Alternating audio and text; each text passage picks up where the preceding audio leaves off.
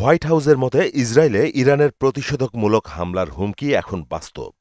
ইসরায়েলের ওপর ইরানের সম্ভাব্য হামলার জবাবে উপসাগরীয় এলাকায় অবস্থিত মার্কিন কোনো ঘাঁটি ব্যবহার না করার জন্য যুক্তরাষ্ট্রের প্রতি আহ্বান জানিয়েছে সংশ্লিষ্ট দেশগুলো।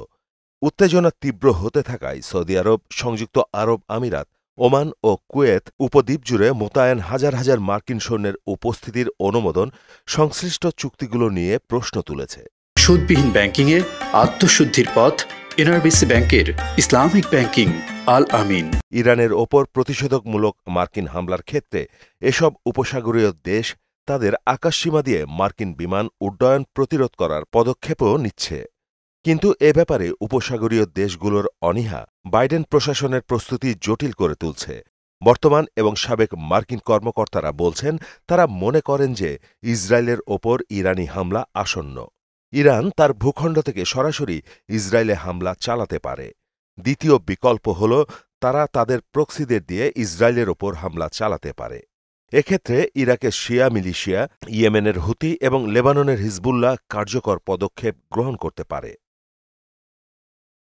তৃতীয় বিকল্প হতে পারে দুটি সমন্বয়ে হামলা।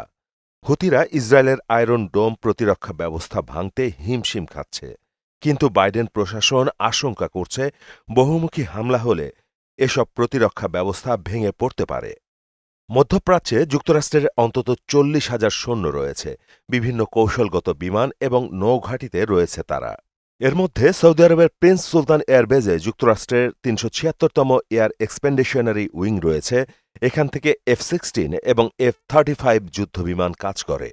সংযুক্ত আরব আমিরাতের আল ধাফরা বিমানঘাঁটিতে রয়েছে MQ-9 রিপার ড্রোন এবং যুদ্ধবিমান।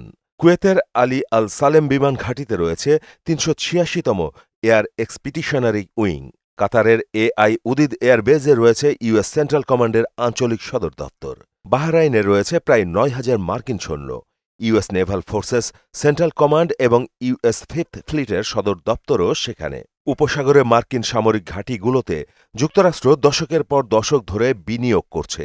এসব ঘাঁটি ইরানের খুব কাছাকাছি হওয়ায় এগুলো থেকে সবচেয়ে সহজে ইরানের ওপর হামলা চালাতে পারবে আমেরিকা।